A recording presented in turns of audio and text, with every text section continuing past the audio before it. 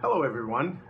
It is such a great pleasure to be able to join, although at a distance, with this gathering of the Zambia, Zimbabwe, and Mozambique Mission Network. Or as they would say in Mozambique, é grande prazer estar convosco hoje. After an intentional period of consultation and discernment with our global partners, Presbyterian World Mission identified three critical global initiatives, three main areas in which we consider that we can best serve alongside our sisters and brothers from the global church in better together offer a compelling witness to the gospel. Sharing the good news of God's love in Jesus Christ is one of those areas, along with promoting reconciliation in cultures of violence, including our own, and addressing the root causes of poverty. Evangelism is crucial for the church around the world. You that have had the privilege of sharing with our brothers and sisters in Africa know the joy that they bring as they offer to others the grace that they have received. The primary reason for the campaign is that, as you may well know, the church is growing very significantly in the global south. And with that, there comes a great opportunity of training the leaders that will take on not only the management of their established churches, but that will lead their churches into a missional engagement with the communities. They are doing that, and they have invited us to come alongside. And therefore, over 30 of our mission co-workers at Presbyterian World Mission are directly engaged in the work of theological formation or equipping leaders in the grassroots that will be catalysts for bringing about transformation in the world in Christ's name. But not only that, there is a need for the coming alongside together so that we as Western Christians might recognize different ways of going about doing church with not only less resources, but also less trained leaders, and how we can learn from the global church about developing an equipping culture for our own congregations and our own communities. A good way of summarizing what we are doing through the Training Leaders and Community Transformation campaign is by using the word DEEP as an acronym. The first D stands for Developing 2,000 Leaders by the end of 2017. The first E stands for to do evangelism in community transforming ways. The second E stands for empower by a contextual reform theology. And the letter P stands for in partnership with more than 70 sister denominations and schools. But it is not only quantity that we are after, but we are after the equipping of better leaders. People that can lead congregations, denominations, and communities to more effectively and faithfully convey the good news within particular contexts of violence, discrimination, poverty, and injustice. In the next few minutes, we will have the opportunity of traveling together to a particular place called Josefu Theological College, a place in which a very holistic approach to evangelism is being lived out, and a place in which women and men are being equipped to not only be pastors, but also to acquire skills that will transform their communities in very positive ways.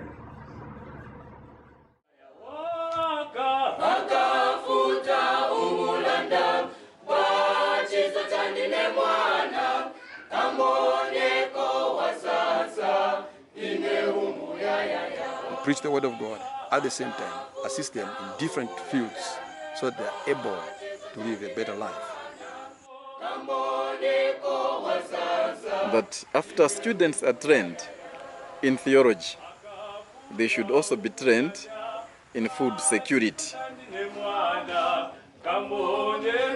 It was a huge conversion experience for me.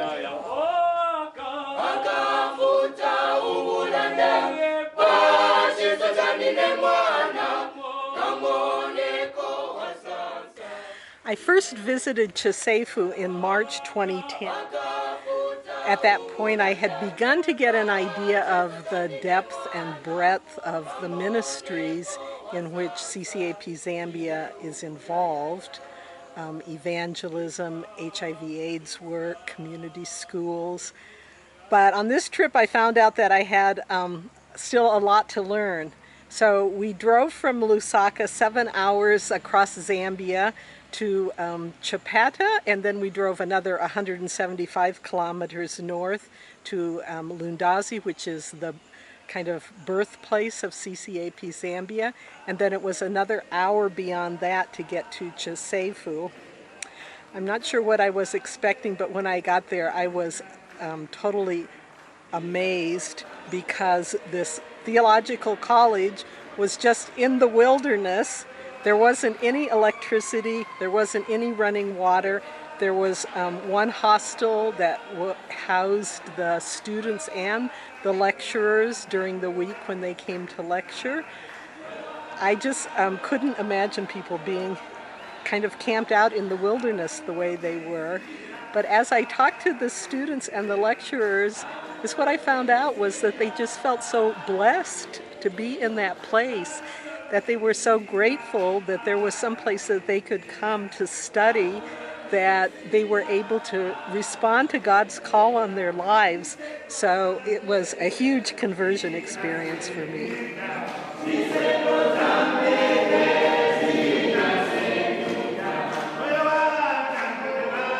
Since it started its theological training at Chisefu, the church feels it's important that it should even have an agriculture component. That after students are trained in theology, they should also be trained in food security. This food security will not only benefit students, but it also benefit lecturers and the community as a whole. Because it will not just be a benefit to their families as pastors, but wherever they will be, the local people, the people they are going to pastor to, they are also going to learn from them, from the skills they have acquired from Chisefu Theological College. Techniques for Zambian farmers will also be introduced. This will even include organic farming, that people should have better ways of doing agriculture.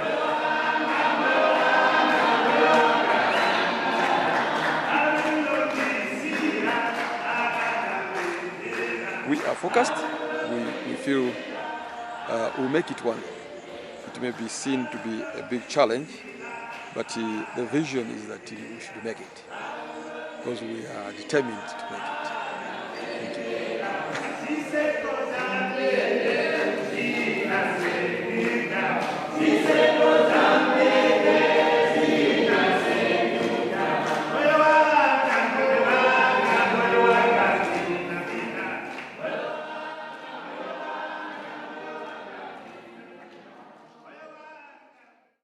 In addition to Chisefu Theological College, another way in which Presbyterian World Mission is engaging in the possibilities of training leaders for community transformation in Africa is called CHE, Community Health Evangelism.